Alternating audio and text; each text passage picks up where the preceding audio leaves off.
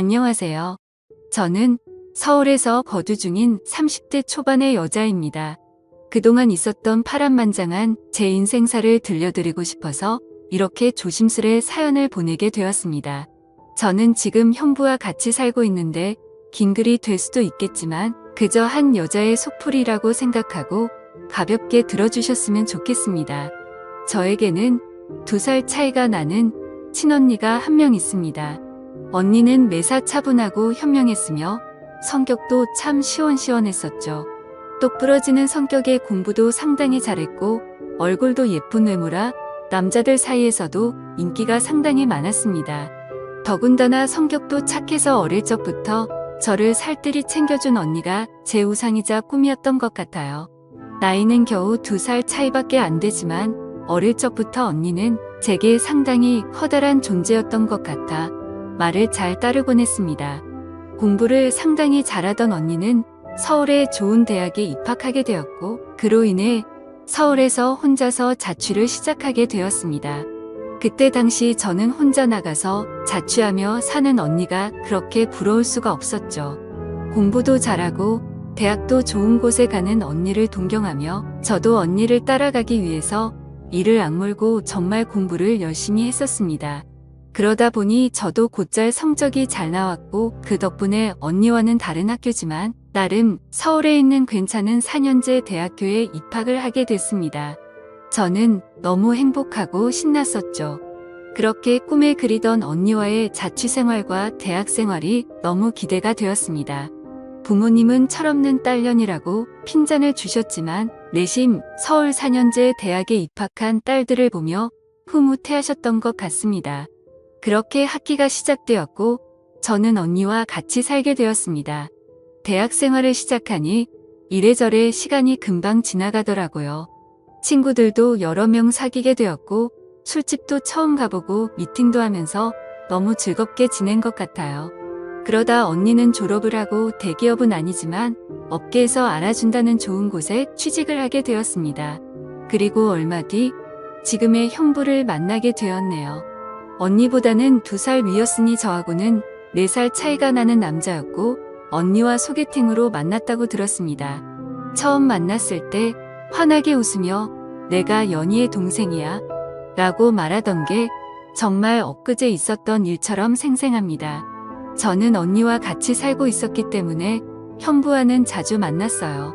처음에는 여자 둘이 사는 집에 자꾸 찾아오는 게 불편했지만 너무나 좋은 성격에 항상 밝은 미소를 보여주던 형부였죠.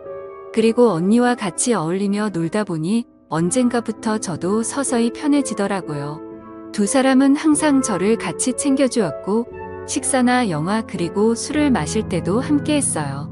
언젠가부터 그게 너무 좋았고 일상이 된 듯이 같이 노는 게 편해졌습니다.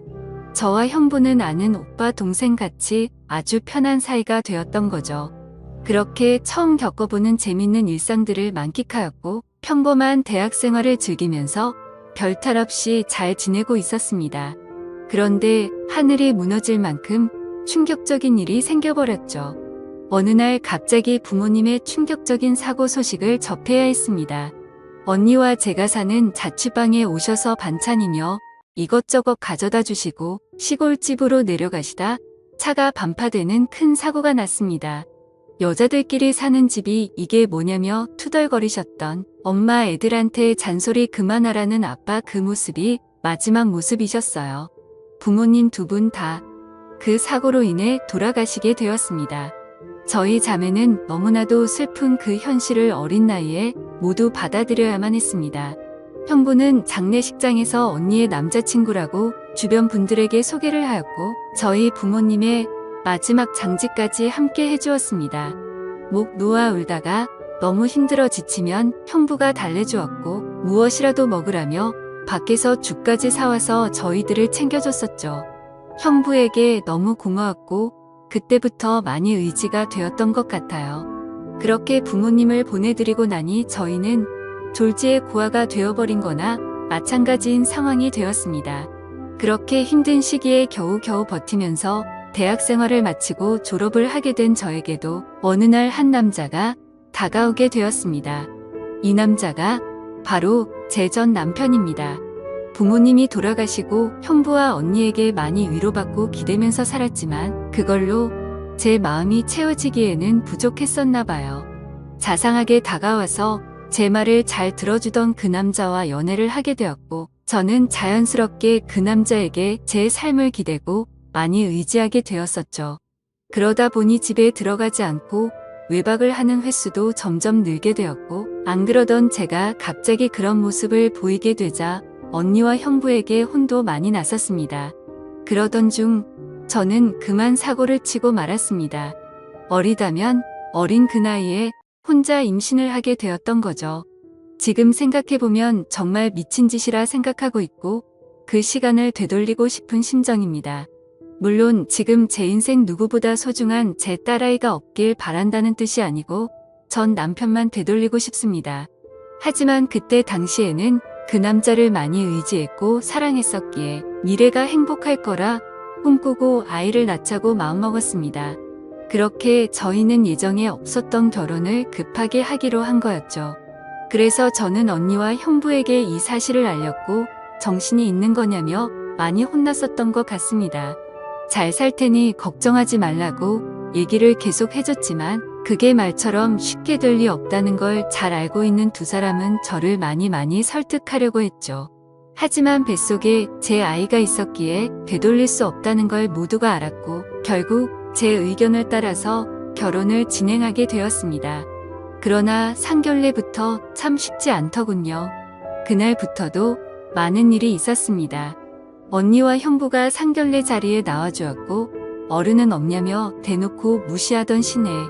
그리고 그런 경험을 처음 하면서 괜찮은 척하며 땀을 뻘뻘 흘리면서 시댁의 비밀을 맞춰주던 형부. 매사에 정확하고 똑부러지던 제 언니도 저를 위해 성격 죽이고 이리저리 무사히 상견례를 끝마쳤네요. 남사친구와 저는 어린 나이에 목돈이 없었기에 시댁에서 마련해 주신 15평 남직되는 빌라에서 아이를 출산하고 신혼생활을 시작하게 되었습니다. 그런데 제가 꿈꾸던 결혼 생활과는 정반대였습니다. 연애하던 시절에는 항상 저를 착하게 대해주던 남편은 결혼을 하고 난 뒤 마치 다른 사람처럼 180도로 바뀌었습니다. 잦은 음조와 외막 그리고 저에게 욕설까지도 서슴지 않았습니다. 처음에는 단순히 벌어지는 실수라 생각되어 넘어갔지만 그게 점점 도를 넘어서더니 어느 순간부터는 제게 몫을 짓까지 하더군요. 부모가 없어 내가 개념이 없다며 욕을 하고 언니와 형부까지 싸잡아서 욕을 했습니다.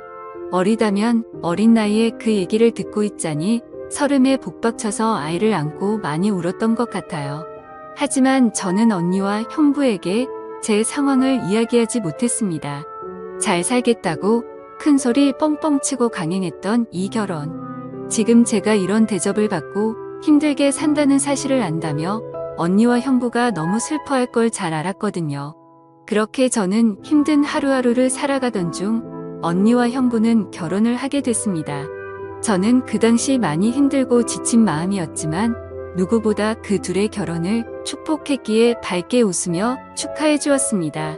그리고 저의 불행한 일상이 2년쯤 지났을 때였습니다. 남편의 폭언과 만행은 점점 더 심해졌고 어느 날부터는 술집 다니는 여자와 외도를 하는 사실까지 알게 되었습니다. 많이 믿고 결혼한 사람이었기에 그런 현실들이 너무 많이 힘들었어요. 그래서 저는 이제는 이 사람과 어떻게든 정리를 해야겠다고 생각하고 있었을 때였습니다. 하지만 현실적으로 이혼하고 나가면 어떻게 살까라는 생각이 들었고 아직 이렇게 조그마한 딸아이와 내가 잘 살 수 있을까 걱정이 들었습니다. 동원님께서 살아계셨으면 내가 돌아갈 곳이 있을 텐데 하는 슬픔에 잠겼죠. 그러다 힘들어 지쳐 딸아이를 데리고 언니를 보러 집으로 찾아갔습니다. 저는 아무런 일 없다는 듯 언니와 식사를 했고 평소대로 일상적인 대화를 나누었습니다. 언니와 식사를 하고 있는 중에 형부가 퇴근하여 집으로 들어왔고 저를 보며 반갑게 맞아줬습니다. 언니네 오게 되면 딸아이 선물도 챙겨서 들어오게 미리 얘기 좀 하라고 하는 형부. 이렇게 정감 있는 인사를 해주며 제 머리를 쓰다듬어 주더라고요. 그런데 얼마 전 남편에게 밀쳐져서 넘어지다 찢어졌던 부분을 건드렸고 저도 모르게 비명소리를 내게 되었습니다. 형부는 깜짝 놀라서 뭐냐고 왜 그러냐고 계속 물어봤죠. 저는 사실대로 말할 수 없어 눈을 못 마주치고 있는데 걱정을 해주는 모습을 보고 있으니 저도 모르게 설음에 북받쳐 갑자기 눈물이 흘렀습니다. 뭔가 이상하다는 느낌을 감지한 건지 형부는 제 몸을 계속 살폈고 눈에 띌 만큼 표정이 급격히 경직되면서 변해갔습니다. 형부는 남편 놈이 이런 거냐고 솔직히 말해보라며 저를 가부쳤고 저는 아니라고 계속 부인했지만 하염없이 나오는 눈물이 제 말이 거짓이라고 저를 대신해서 대답해 주었죠. 결국 그날 그동안 있었던 모든 일에 대해서 솔직하게 말을 했고 형부는 화를 내면서 그 늦은 시간에 저를 이끌고 우리 집을 찾아갔습니다.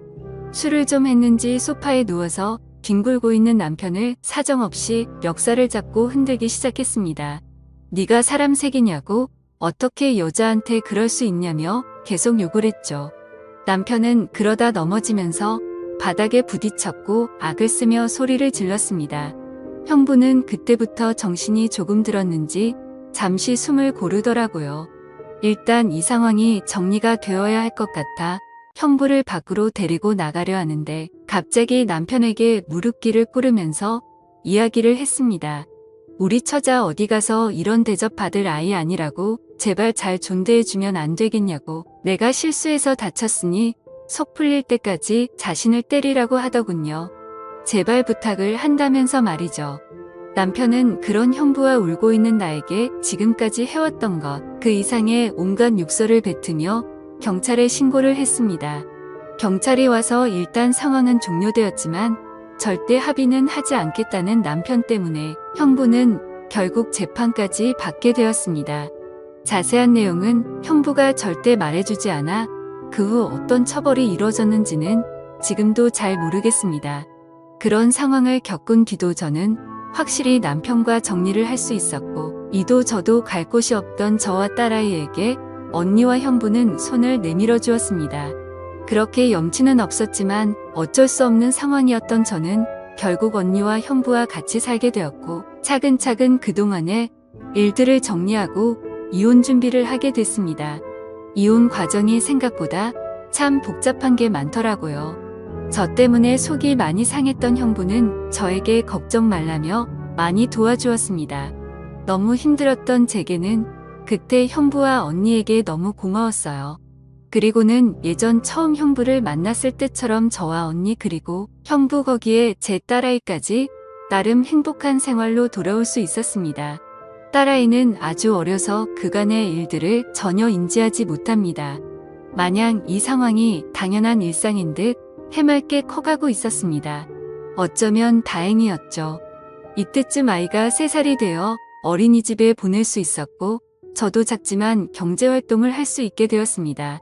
전공을 살려 작은 디자인 업체 취직을 하게 되었어요. 이 회사가 프리랜서처럼 집에서도 일을 할 수 있었기에 아이를 키우는 저에게는 딱 알맞은 직장이었거든요. 급여는 그리 많지 않았지만 빨리 목돈을 모아서 이 집에서 독립하기 위해 악을 썼던 것 같습니다. 회사 몰래 아르바이트 짬짬이 해가면서 아이도 챙기고 일도 병행하는 그런 정신없이 바쁜 나날들을 보냈습니다. 그러다 어느 날 일어나지 말아야 할 충격적인 사건이 벌어졌습니다. 왜 저에게는 이런 시련들이 몇 번씩이나 이어졌는지 하늘이 원망스럽습니다. 어느 날 회사에서 디자인 회의를 하고 집으로 돌아왔는데 회사에 있어야 할 형부가 잔뜩 어지럽혀진 집안 식탁에 앉아 울고 있었어요. 식탁 위에는 마시던 소주들이 널브러져 있었고요. 너무 놀라서 이게 무슨 일이냐 물었지만 형부는 아무 말이 없더라고요. 그러다 식탁 위에 올려진 이혼 서류를 발견했고 그 서류에는 언니 이름이 적혀 있었습니다. 무슨 일이냐 물었습니다. 한참이 지난 뒤에 형부가 하는 말이 언니와 이혼하게 되었답니다. 언니는 집을 나갔다고 하더라고요. 갑자기 도대체 무슨 말인지 도저히 이해가 안 되었어요. 아무 문제 없이 행복하게 잘 지내고 있는 줄만 알았는데 갑자기 이혼이라니요. 계속 형부에게 물었지만 형부는 그냥 이혼할 거니 그렇게 알라고만 얘기했고 다른 이야기는 해주지 않았습니다. 일단 아이를 챙겨야 했기 때문에 대화는 그렇게 끝났고 바로 언니에게 전화했습니다. 언니는 아무 말도 하지 않았고 저는 무슨 일인지 일단 만나서 이야기하자고 언니를 다독였습니다. 언니와 만났고 이야기를 들었습니다. 언니는 정말 미안하고 몹쓸 짓인 걸 알지만 사랑하는 사람이 생겼다고 말하더군요. 이게 도대체 무슨 말인지 말도 안 나왔습니다. 제가 그렇게 좋아했던 뚝순이 언니가 형부가 아닌 사랑하는 사람이 생겼답니다. 너무 화가 났어요. 뭐라고 욕도 나오기 전에 언니의 뺨부터 때렸습니다. 도대체 이게 무슨 짓거리냐고. 형부가 우리한테 얼마나 잘해줬는데 그게 무슨 말이냐고. 내가 잘못 들은 거 맞다고 말하라고 소리를 질러댔습니다. 그런 언니는 그저 미안하답니다. 저를 끝까지 챙겨주지 못하고 무책임하게 떠나게 되어서 미안하다고 하더라고요. 너무나 황당하고 어이가 없어서 말도 제대로 안 나오더군요. 그렇게 저희들을 위해 잘해준 우리 형부가 너무 불쌍해서 저는 정신을 차리고 언니에게 이야기했습니다. 앞으로 너는 내 언니도 아니고 두 번 다시 우리 앞에 나타나지 말라고. 내가 너 대신 형부를 끝까지 지켜줄 거니 꺼지라고 했습니다. 그리고 울면서 자리를 나왔습니다. 저도 그렇게 아프게 이혼했는데 그렇게 믿었던 언니가 제 전남편처럼 인간 같지도 않는 짓을 저지르다니 믿어지지가 않았습니다. 집으로 돌아온 저는 말없이 형부를 위로해 주었습니다. 사실 제가 할 수 있는 일이 크게 없었어요. 저도 딸아이와 함께 얹혀 살고 있는 입장이었기 때문에 그저 위로를 해줄 뿐 다른 방법이 없었거든요. 형부는 며칠 동안 출근도 하지 않고 술만 마시며 지냈습니다. 그걸 보다 보니 저는 너무 안쓰러웠습니다. 그래서 그때부터 언니 대신 집안일을 더욱더 살뜰히 챙겼고 가상 육아일을 병행하게 되었습니다. 너무 바쁘게 움직였지만 그것보다 형부의 충격이 더 걱정되어 힘들다는 생각도 못했었죠. 그러던 어느 날 형부가 저를 불렀습니다. 그리고 봉투 하나를 건네주었는데 1억 원이 수표로 들어있었어요. 그러며 하는 말이 같이 아파트에 들어가려고 모아주었던 돈인데 이제 아무것도 필요 없으니 이 돈 가지고 나가서 자기 걱정 말고 행복하게 살라고 합니다. 여기에 계속 있기 불편하지 않겠냐고. 어차피 끝까지 저랑 제 아이 데리고 가려고 했었기에 그 몫을 나누어 주는 거라고 하더군요. 힘든 그 와중에도 제 걱정을 하고 있었다니 눈물이 나서 펑펑 울어버렸어요. 그리고 형부를 꼭 안아주며 내가 같이 지켜줄 거니까 너무 슬퍼하지 말라고 당분간 곁에 있게 해달라고. 형부가 정신 차리면 내가 안아서 나갈 테니 이 돈은 필요 없다고 말했습니다. 형부도 감정이 복받쳤는지 목 놓아 울었고 알겠다면서 고맙다고 말하더라고요. 그렇게 저와 저의 딸 아이 형부까지 새로운 가족이 되었습니다. 형부는 바라게 뭐 있냐고 아무것도 필요 없다며 언니와 조용히 합의 이혼을 했습니다. 왜 이렇게 착한 사람을 상처받게 만드는지 언니가 너무 미웠고 형부에게 미안했습니다. 이렇게 짧은 시간 동안 부모님의 사고 그리고 혼전, 임신과 이혼 또 믿었던 언니의 충격적인 배신까지 무려 3가지나 되는 큰일을 연달아 겪었습니다. 형부는 이혼을 한 뒤로 정신을 차리고 일상으로 돌아왔습니다. 저도 마찬가지고요. 서로 많이 의지를 해가며 바쁜 나날들을 보내고 있습니다. 언니가 떠난 충격을 온전히 떨칠 수는 없었지만 그래도 그 슬픔이 어느 정도 가셨을 무력 작은 월세방을 얻어서 나간다고 형부에게 말했죠. 어느 정도 일상이 제자리를 찾은 것 같아서 제가 살 길을 찾아가겠다고 말했더니 여기가 너희 집인데 어딜 가냐고 화를 내더라고요. 이제 우리 가족인데 어딜 나가냐고요. 끝까지 서로 의지하자며 저를 붙잡더라고요. 형부를 위해서도 이건 아니다 싶어 완강히 거절했지만 이런저런 실랑이 끝에 형부에게 너무 고마운 마음이 들었습니다. 결국 저는 형부의 손을 놓을 수 없었습니다. 저희는 서로 상처받은 사람들이 만든 이상한 가족 구성원이 되었지만 나름 행복하게 잘 살고 있습니다. 지금은 전에 살고 있는 곳보다 조금 더 좋은 아파트로 이사도 했고요. 남들이 이상하게 볼 수도 있겠지만 신경 쓰지 말라고 늘 본인보다 저를 신경 썼어요. 아이 유치원 행사에도 애비 없는 자식 소리 듣지 않게 하려고 아빠처럼 참여해줬고요. 남들이 흔히 생각할 수 있는 이상한 관계는 절대 아닙니다. 사실 저조차도 나름 소소한 행복을 느끼며 사는 이 순간이 영원할 것 같진 않습니다. 언젠가는 저도 형부와 떨어져 이곳에서 떠나야 할 거라 생각하고 있고요. 그래도 지금 당장은 현재에 충실해서 행복하게 지내보려고 합니다. 길다면 긴 시간에 많은 일들을 모두 담아보려다 보니 많이 횡설수설한 것 같네요. 제 이야기 들어주셔서 감사합니다.